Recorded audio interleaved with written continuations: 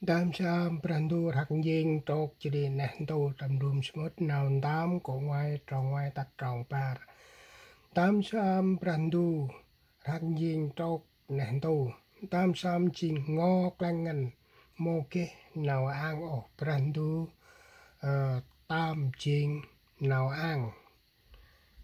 Prandu là đám dinh trọc chỉ đi nè tô. Đạc pra phiên quẻ prandu chong ta kala thul tóc tạc mất lại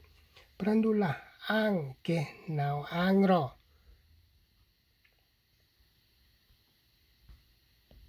ngô ai học ke nào ang o chỉ ngon rồi prandu là bằng ke nào ang chỉ nào ang ro prandu oin nào này chính quay prandu là chính hôm ngò ai ke hôn nào ang ke prandu là ke nào ang ro nào ang chính mặt nar prandu nam mo mặt nar tới sol ang mà nên tu mà la ngồi bom pa đấy chính prandu anh chi chính quay chỉ prandu là năng cái tuôn tộc đau tạc lang gul trâu ba đã nè gul tạc lại tắm pa trâu pong đã nè nào này chim prandu win quay nar ching oi mang ching mang tam nar tar bar prandu an ke tak tam tưng trâu kum chum tuôn tộc ang ke nè sắc bal ke hon tam si pai ker chỉ tam áp đây ker hon tam si prandu sa nó này chỉ quay cặp nar chỉ oi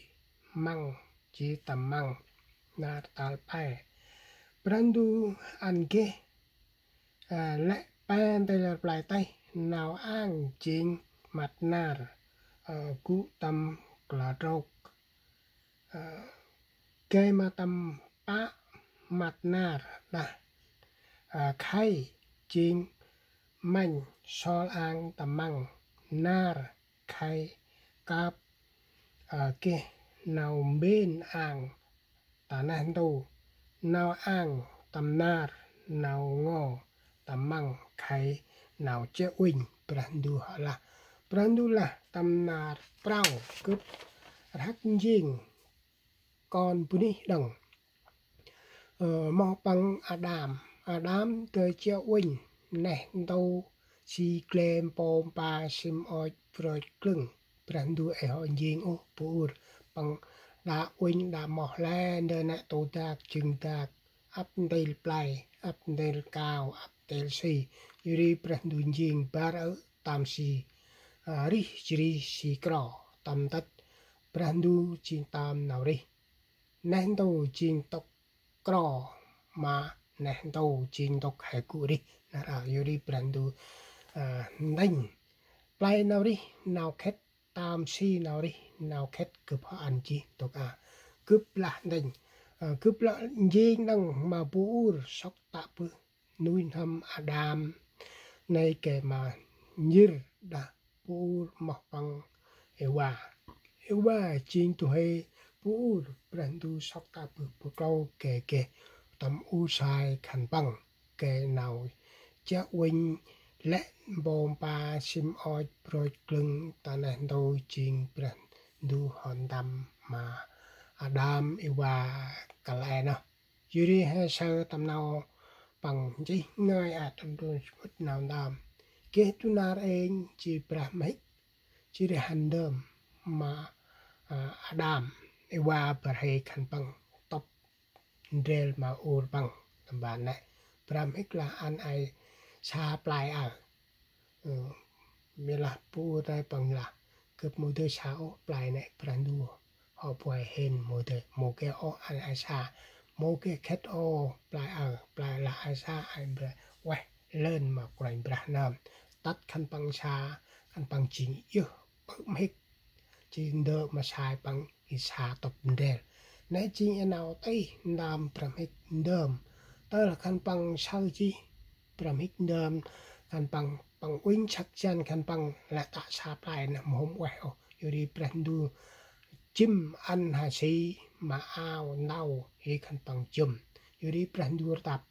mai pi chính mai hung mình ta mai xa bùi này tắt na cực ra lò quạch cực ra chốt buộc bài na mai hôm cấp trường cực nãy chính nào của anh ra là yuri ta là khăn bằng cú chi tầm tốc này chỉ tơ nào đi nào click nào like nào update của anh ra ai pu rao te con ai mà nào chỉ thế mai pu lâu mai khốt đặc mặt đua ra mà kể đều song sai lu tạ bự này yuri brandu là lan ngồi nào này yuri brandu là tầm ngắp khăn bằng mà bà thầy usai này Adam mà đã Ewa yuri brandu hôm ăn cụ ta này ta là khăn bằng họ cụ gì ta này tu na brandu bằng hôm ăn cụ bà huynh quẹ tông bà đọc hành bằng kinh tròn hôm lạp ô tập tròn bon nào quẹ đọc hành họ là gì mai mà tơ nào rini tắt con sau xe mày khốt tạc mặt lùa ra mày bư mir rima mày kể đều xuống xe xem còn mày yuri pra huyết quẹt tông bát brandu bằng kinh tròn này bằng hôm ăn lạp hôm tầm tròn này yuri quanh pra hoạt bon quẹt này là bon nén tàu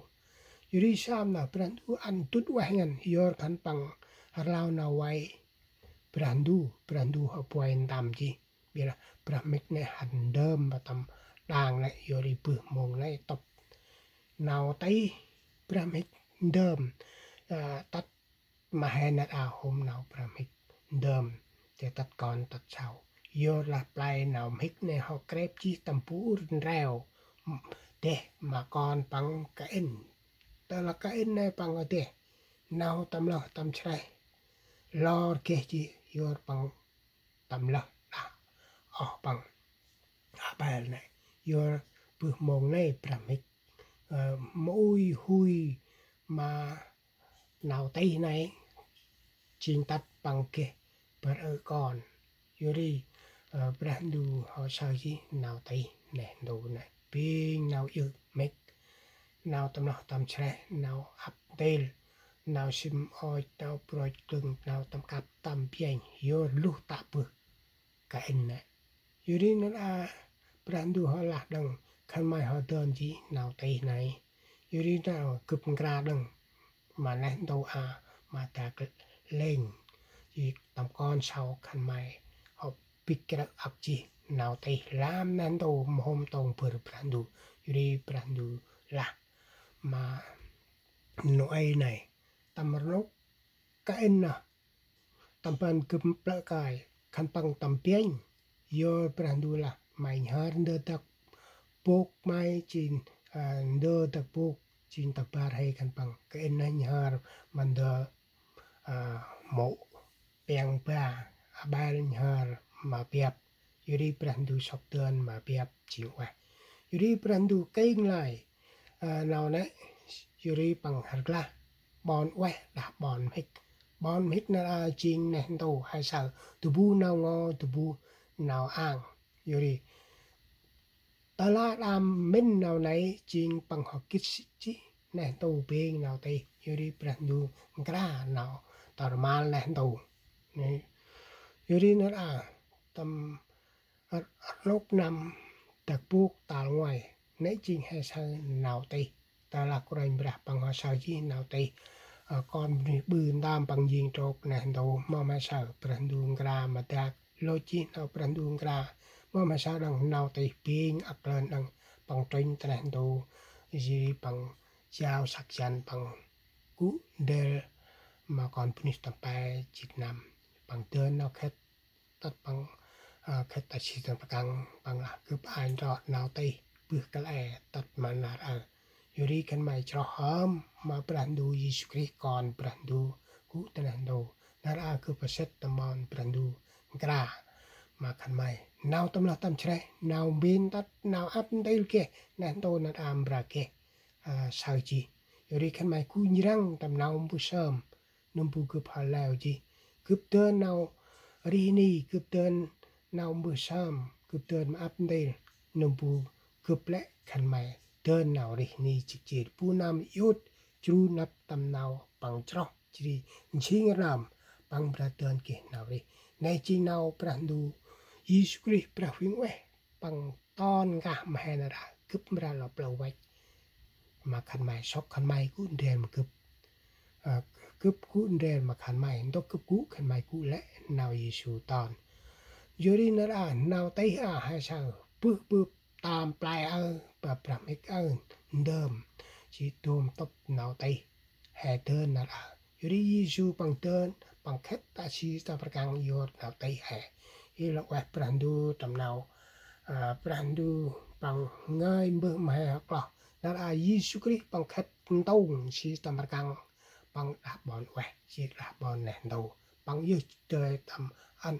chỉ để tu nar cần được hem và set tầm bọn brandu tu tròn đơm rồi đó là hệ cú như đang tầm nào bún bữa sam là quẹt ra ngôi ta na chỉ tầm càng chính tộc Giêsu Christ chỉ là quẹt ngôi bọn brandu chính tộc bọn clock hệ sao là quẹt quẹt brata chính hệ sao rúp chỉ cập nhật tầm phim nha để là quẹt brandu là quẹt là ngôi phụng hệ các bên đâu